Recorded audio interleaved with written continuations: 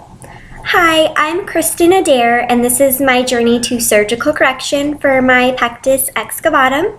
Today is December 8th, 2013. I had my surgery exactly 1 month ago on November 8th, so woohoo! It's my 1 month anniversary.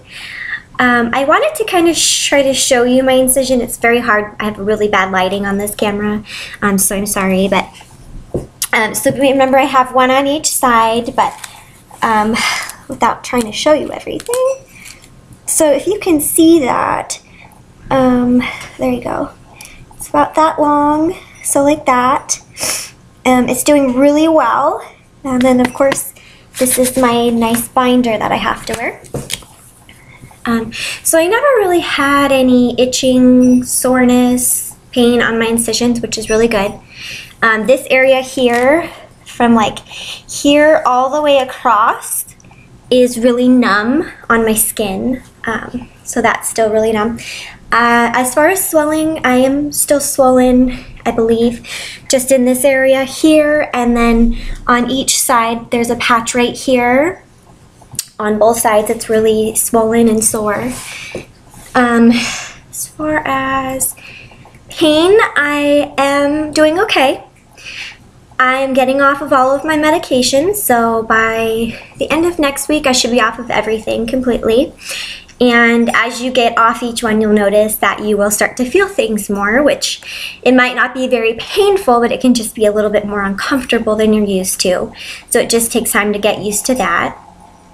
As far as sleeping, the best thing ever was to be able to start laying flat on my back again instead of propped up with the pillows, because you're having all this back pain already because she completely changed my posture and everything's trying to readjust.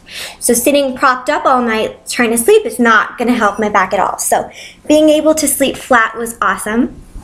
So that's really helping with my back pain. And I am a side sleeper, so I still can't do that. I tried to test it out again last night.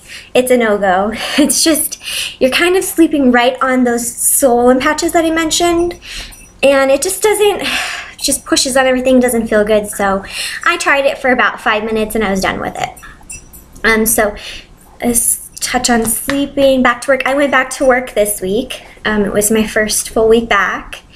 And I was able to do the full 5 days, 8 hours a day. I did have a little bit of problem trying to stay awake because I'm used to having naps now during the day, and one of my pain medications that I'm still on makes me drowsy, so that wasn't helping. But it's just getting used to this schedule, and being back at work all day was a little bit of a challenge, but I was able to do it.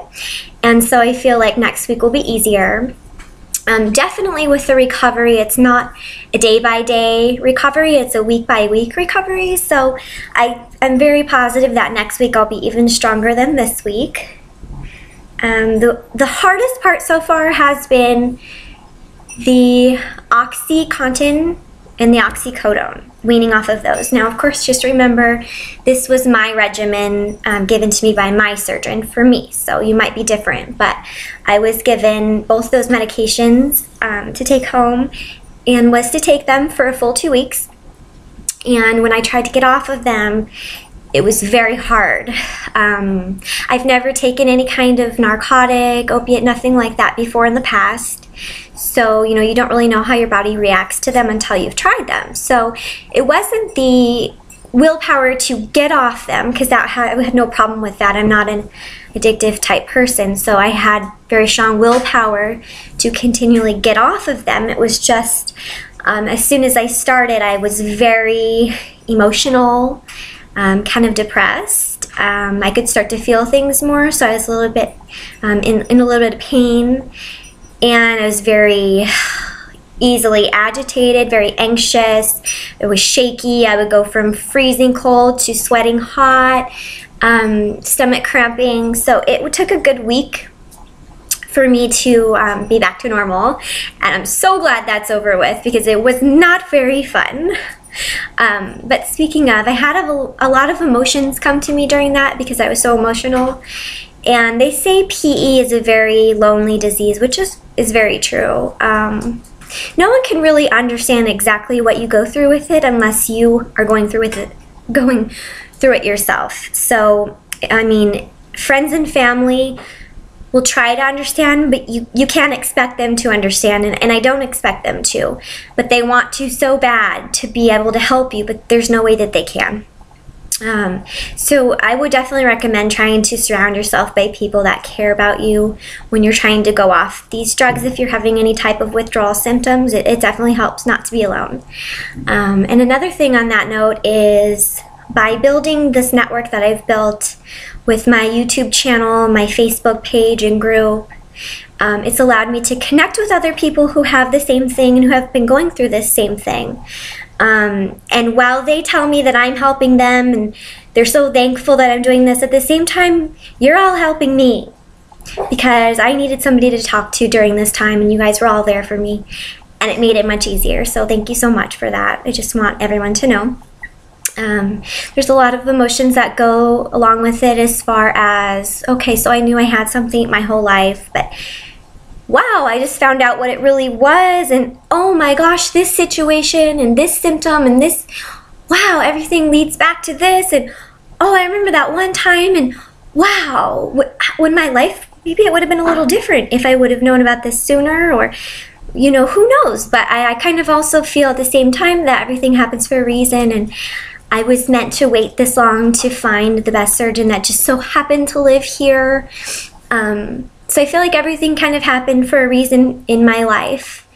And then to get to help people at the same time, I feel like maybe that was my little purpose or calling, to be able to share my knowledge and hopefully help somebody, even if it's just one person, ease their burden just a little bit or answer some of their questions. Is that all that I can ask for? And I've had the opportunity to actually, I met with somebody for coffee at Starbucks and just kind of shared stories, and that was a lot of fun. And anyone that's planning on traveling here to see Dr. Jarzewski, if they're in the hospital doing, you know, their recovery, I'd love to go visit them, just sit down with them, comfort them. And so hopefully I can do that. And I think that's all I wanted to say for this 1 month video. I'm just really excited that it's already been a month, and I can't wait to feel 100% back to myself and even better than I was before. And I can't wait to get back in the gym. Dr. Jarzewski said I could get back in the gym between 4 to 6 weeks, whatever I felt right. I have my membership on freeze until January 1st, so definitely won't be going before that. I plan to wait until I feel good. I'm gonna go to a Pilates class, and I would like to let the instructor know that, you know, go a little easy on me. I probably work at my own pace and just kind of gradually work myself back into it. So can't wait. Super excited, and that's it. And sorry if I'm rambling. I haven't done one of these in a little bit. So until next time, have a good day.